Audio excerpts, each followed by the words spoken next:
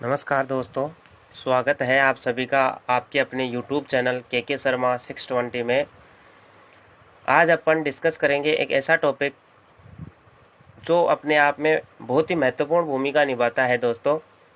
उस टॉपिक का नाम है प्रतिशत। क्या नाम है? प्रतिशत, जिसको अपन परसेंटेज भी बोलते हैं। प्रतिशत क्या होता है? प्रतिशत होता है हर चीज़ दोस्तों, हर चीज़ अपने आप में 100% है। कोई सी भी चीज़ दुनिया की ऐसी नहीं है जो 99.99 भी हो। हर चीज़, पूरा ब्रह्मांड मानो एक 100% है। और ये एक है ना, एक भी अपने आप में 100% है। चाहे दो ले लो, दो भी अपने आप में 100% है दोस्तों। तो प्रतिशत का मतलब ही ये होता है भाई 100 में से कितने प्रतिशत, 100 में से 100 का कोई कितना भाग है, उसी को हम प्रतिशत कहते हैं।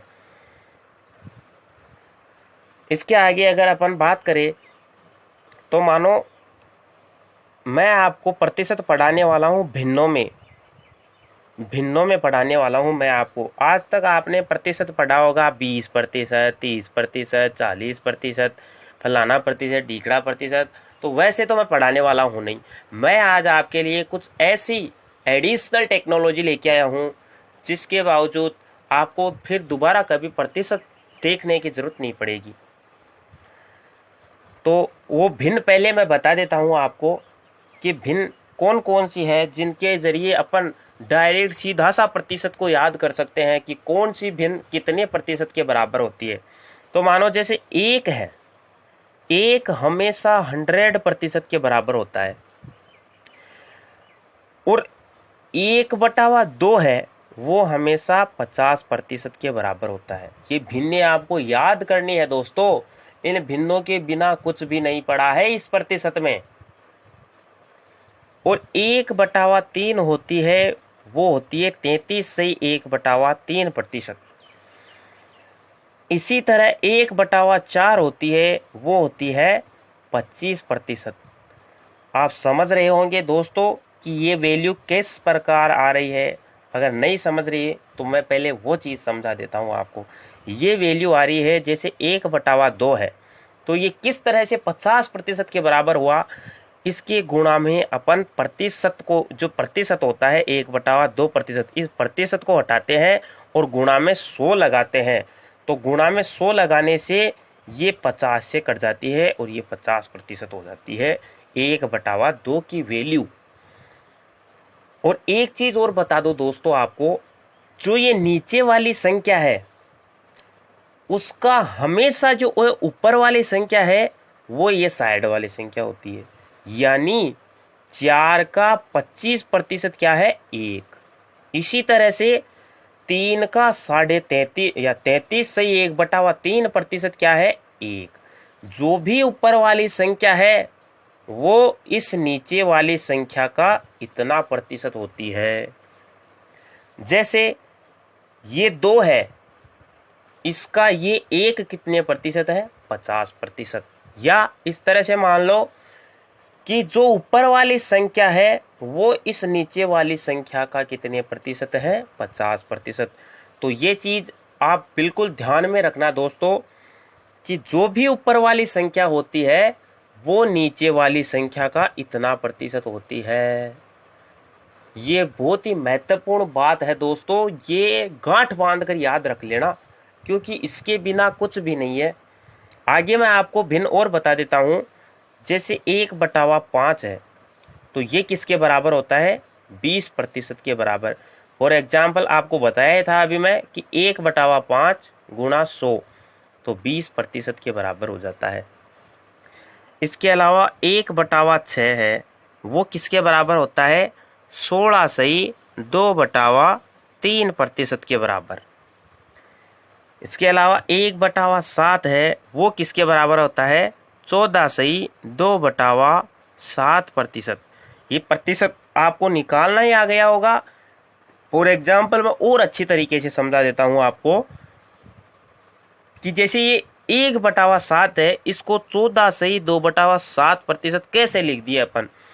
तो ये मान लो दोस्तों आप तो कि ये 1 नहीं है 100 है, और 100 में जब अपन 7 का भाग देते हैं तो ये 14 बार तो पूरा जाता है 98, और 2 इसमें शेषफल बचते हैं, और 7 का 7 ऐसे रखते हैं, तो 14 से ही 2/7% हो जाता है। ये इस प्रकार प्रतिशत निकाला जाता है। इसी प्रकार ये 1/6 है, तो 1/6 मत मानो, इसको मान लो 100/6, तो ये 16 बार तो चला जाता है पूरा पूरा, और 4/6 बचते हैं इसमें, तो 4/6 कट जाते हैं 2/3 के रूप में। तो इस तरह ये बन जाता है 16 से ही 2/3%। तो अब आपके ध्यान में आ गया होगा कि किस तरह से ये जो फ्रैक्शन वाली वैल्यू है कैसे निकाला जाता है इनको, और ये भी ध्यान में आ गया होगा कि कौन सी संख्या किस संख्या का कितना प्रतिशत है। प्रतिशत की एक और ट्रिक बता देता हूं मैं दोस्तों आपको। जैसे आपको बोल दिया जाए कि 50 है, जो इस 100 का कितना प्रतिशत है, जो का चिन्ह आता है हमेशा 100 का, ये 50 वाली संख्या है, वो इस 100 का कितना प्रतिशत है, तो जिसका बोलते हैं वो संख्या हमेशा नीचे रखी जाती है, और जो याद किया जाता है, जो अपने को ज्ञात करना होता है 50 100 का कितना प्रतिशत है, तो 50 को हम ऊपर रख देंगे, और प्रतिशत की जगह यहाँ प्रतिशत की जगह 100 रख देंगे। तो 100 का 50 दोस्तों 50% है। फॉर एग्जाम्पल इसी को अगर ऊपर अगर उल्टा कर देते कि 100 इस 50 का कितना प्रतिशत है, इस 50 का ये 100 कितना प्रतिशत है, तो 50 को अपन नीचे रखते और 100 को ऊपर रख के गुणा में प्रतिशत की जगह 100 का चिन्ह लगाते हैं, तो ये इससे 2 बार कट जाएगा और ये 200% आ गई। तो दोस्तों आपको वैल्यू एक बार मालूम हो गई कि केवल इस का के चिन्ह का कितना फर्क पड़ जाता है, कहाँ 50% और कहाँ 200%। तो एक बार फिर से मैं आपको बता देता हूं कि ये जो चिन्ह आते हैं, उसका प्रतिशत कितना, उससे कितना प्रतिशत कम, उसका कितना प्रतिशत ज्यादा, इनका चिन्हों का बहुत ज्यादा बारीकी से गहन अध्ययन कराऊंगा मैं आपको दोस्तों।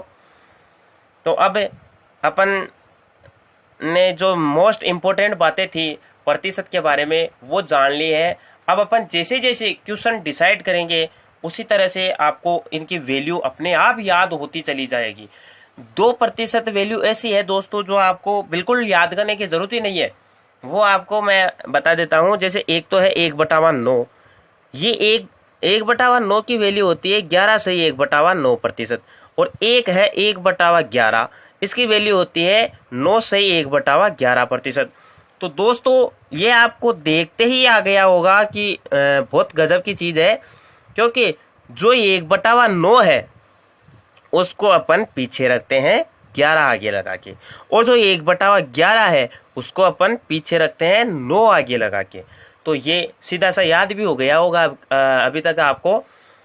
चलो अपन आगे देखते हैं क्वेश्चन के माध्यम से। तो मैं आपको पहला क्वेश्चन लिखा देता हूं, आप बिल्कुल नोट्स बनाते हुए चलिएगा दोस्तों। मेरी एक आपसे खास विनती है कि नोट्स जब तक आप नहीं बनाओगे तब तक आपके कुछ पल्ले नहीं पड़ने वाला है। बिल्कुल एक एक क्वेश्चन जैसा मैं आपको बता रहा हूं, जैसा आपको क्वेश्चन करवा रहा हूं, वो आपको लिखते चलना है। तो पहला क्वेश्चन मैं बता देता हूं आपको। क्वेश्चन नंबर 1 लिखो आप दोस्तों कि यदि किसी संख्या में हम उसका, यदि किसी संख्या में हम उसका 16 से ही 2/3% जोड़ देते हैं, 16 से ही 2/3% जोड़ देते हैं, तो हमें 7700 प्राप्त होता है। तो अपने को वो संख्या बतानी है दोस्तों। क्वेश्चन को आपको गहन अध्ययन करना है कि यदि किसी संख्या में हम उसका 16 से ही 2/3% जोड़ देते हैं तो हमें 7700 प्राप्त होते हैं। तो वो संख्या बतानी है, यानी ऐसी कौन सी संख्या है जिसमें हम 16/2/3% जोड़ दे तो हमें 7700 प्राप्त हो जाए। तो दोस्तों मैंने आपको बताया था कि हम सारी क्वेश्चन फ्रैक्शन वैल्यू यानी भिन्न वैल्यू से करेंगे।